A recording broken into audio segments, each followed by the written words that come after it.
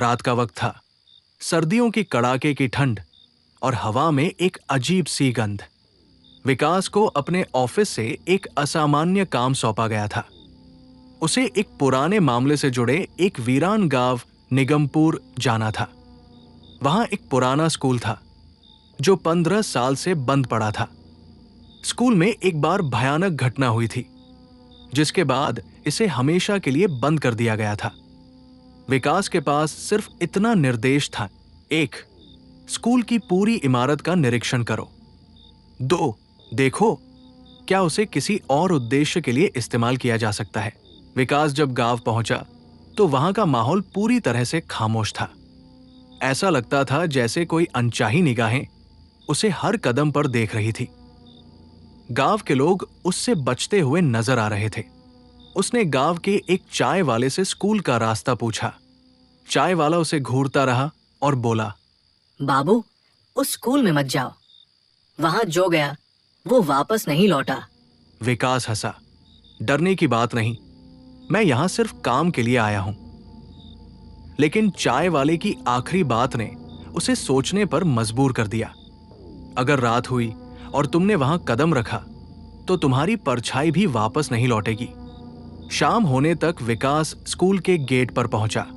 लोहे का गेट जंग से भर चुका था और जब उसने इसे खोला तो एक चीखती हुई आवाज ने माहौल को और भी डरावना बना दिया। स्कूल में घुसते ही उसे ऐसा लगा जैसे कोई उसे देख रहा है। उसने टॉर्च जलाई और मुख्य भवन की ओर बढ़ा। इमारत 4 मंजिलों की थी। दीवारों पर पुरानी दरारें थी और छत से पानी टपक रहा था।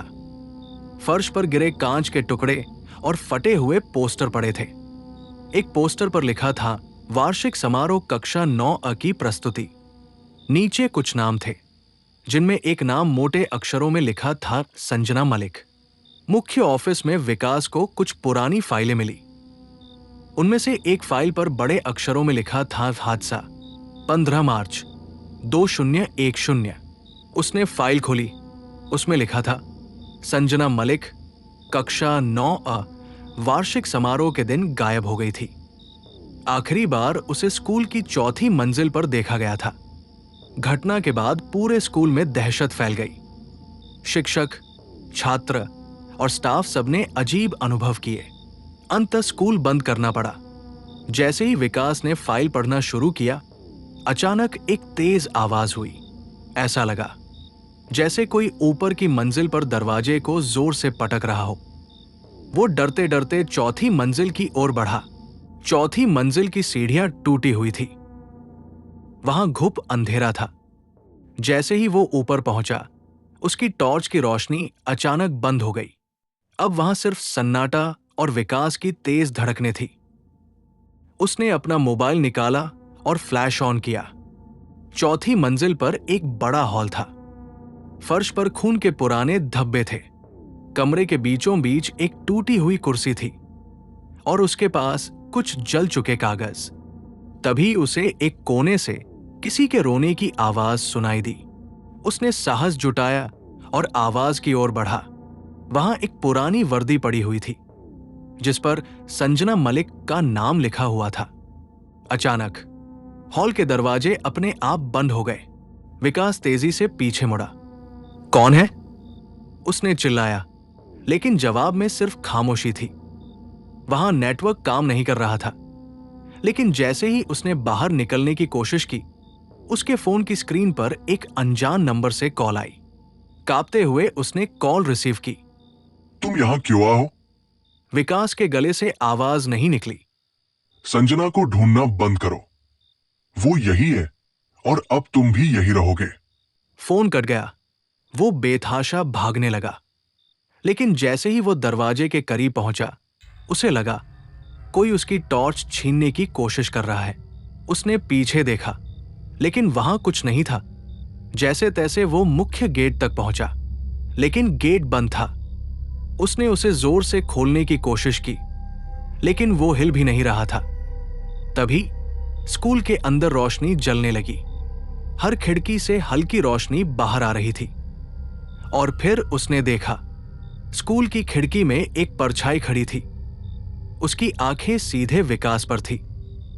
विकास का दिल जोर जोर से धड़कने लगा। वो चिल्लाया, ये सब कौन कर रहा है? परछाई धीरे धीरे खिड़की से गायब हो गई। विकास का दिल बेतहाशा धड़क रहा था। स्कूल के गेट को खोलने की हर कोशिश नाकाम हो रही थी। उस वीरान इमारत में बंद होकर वो अपनी सबसे बुरी कल्पनाओं के बीच फंसा हुआ था। खिड़कियों से आती रोशनी और उसमें दिखती परछाई उसे मानसिक रूप से तोड़ रही थी। उसने अपनी जेब से चाबी का गुच्छा निकाला और गेट के ताले में डालकर जबरदस्ती खोलने की कोशिश की, लेकिन ताले से अजीब सी गंध निकलने लगी, जैसे जले हुए मांस की। वो डर के मारे पीछे हट गया। तभी पीछे से हंसने की एक आवाज आई, हल्की मगर दिल दहला देने वाली। विकास ने तुरंत पीछे मुड़कर देखा। वहां कुछ नहीं था, लेकिन फिर उसे लगा कि हवा में कोई सरसराहट हो रही है, जैसे कोई उसके पीछे चल रहा हो। यह सब मेरा वहम है, उसने खुद को दिलासा दिया। लेकिन तभी उसकी टॉर्च का प्रकाश अचानक तेज चमका और बंद हो गया। चारों ओर घुप अंधेरा छा गया। अंधेरे में खड़े विकास को अपने चारों ओर हलचल महसूस हो रही थी। ऐसा लग रहा था जैसे कोई उसका नाम धीरे धीरे फुसफुसा रहा हो, वी का सर। वो डर के मारे वहीं रुक गया। हिम्मत जुटाकर उसने मोबाइल की फ्लैशलाइट जलाई और हॉल से बाहर निकलने की कोशिश की। तभी उसे गलियारे के अंत में एक बंद दरवाजा दिखा। दरवाजे पर बड़े बड़े अक्षरों में लिखा था, केवल अधिकृत लोगों के लिए। दरवाजे पर खून के पुराने धब्बे थे। उसने धीरे धीरे उसे खोला। दरवाजा चीखते हुए खुला और भीतर का नजारा उसकी रूह को कंपा गया। अंदर एक छोटी सी कक्षा थी, जिसकी दीवारों पर बच्चों की हस्तलिपि में कुछ लिखा हुआ था। हर तरफ यही शब्द थे, हमारी मदद करो, हमें बाहर निकालो। कमरे के कोने में एक पुरानी ब्लैकबोर्ड थी। जैसे ही उसने उस पर रोशनी डाली, उसे महसूस हुआ कि ब्लैक बोर्ड पर कुछ लिखा जा रहा है, तुम्हें भी यहां रहना होगा विकास। विकास की सांसें रुक गई। उसकी टॉर्च हाथ से गिर गई। वो दरवाजे की ओर भागा, लेकिन दरवाजा अपने आप बंद हो गया। कमरे में अचानक से बर्फ जैसी ठंडक फैल गई। उसकी आंखों के सामने धुंधली परछाइयां बनने लगी। उन परछाइयों में एक लड़की खड़ी थी, जिसने स्कूल की वर्दी पहनी हुई थी। ये वही नाम था, संजना मलिक। संजना की आंखें खाली थी, जैसे वो कुछ देख नहीं सकती थी। वो धीरे धीरे विकास की ओर बढ़ने लगी। तुम्हें क्या चाहिए? विकास ने कांपते हुए पूछा। संजना की परछाई ने अपनी उंगली से ब्लैक बोर्ड पर एक शब्द लिखा, सच। संजना की परछाई ने उसे वो रात दिखानी शुरू कर दी जब वो गायब हुई थी। वो और उसकी दोस्तें वार्षिक समारोह के लिए तैयारी कर रही थी, लेकिन स्कूल का एक शिक्षक, जिसका नाम अजय त्रिवेदी था, बच्चों के साथ बुरा व्यवहार करता था। उस रात अजय ने संजना को चौथी मंजिल पर बुलाया। संजना की चीखें पूरी इमारत में गूंजी, लेकिन कोई उसे बचाने नहीं आया। उसे उसी कमरे में बंद कर दिया गया जहां विकास खड़ा था, और फिर उसे जिंदा जला दिया गया। किसी ने मेरी मदद नहीं की, परछाई ने फुसफुसाते हुए कहा। अब मैं भी किसी को यहां से नहीं जाने दूंगी।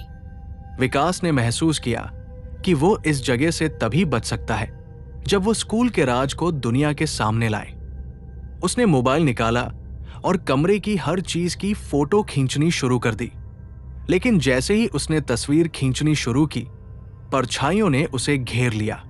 संजना की परछाई गुस्से में चिल्लाई, तुम यहां से जिंदा नहीं जाओगे। विकास ने अपने बचाव के लिए कमरे की पुरानी कुर्सी उठाई और दरवाजे पर जोर से मारा। दरवाजा टूट गया। वो बाहर की ओर भागा। स्कूल के गलियारे अब और भी डरावने हो गए थे। हर खिड़की पर संजना की परछाई उसे देख रही थी। उसे ऐसा लग रहा था जैसे स्कूल की दीवारें भी उसे रोकने की कोशिश कर रही हों। जैसे तैसे वो मुख्य गेट तक पहुंचा, लेकिन गेट अब भी बंद था। तभी उसने अपने पीछे संजना की परछाई को आते देखा। उसने गेट पर जोर से पैर मारा और ताला खुल गया। वो पूरी ताकत से बाहर भागा। गांव में लौटकर विकास ने स्कूल की घटना के सबूत स्थानीय पुलिस को दिए, लेकिन जब पुलिस स्कूल पहुंची तो वहां कुछ भी नहीं था। न खून के धब्बे, न कक्षा, न ब्लैक बोर्ड। लेकिन विकास को पता था कि उसने क्या देखा। उसने इंटरनेट पर खोज की और पाया कि अजय त्रिवेदी उस रात गायब हो गया था। और तब से हर साल 15 मार्च को कोई न कोई उस स्कूल से गायब हो जाता था। विकास अब भी रातों को जागकर सोचता है, क्या वो सचमुच बच पाया या उसकी परछाई अब भी उस स्कूल में है? ये कहानी यही खत्म नहीं होती। वो स्कूल अब भी वही है और शायद अगली परछाई तुम बनो।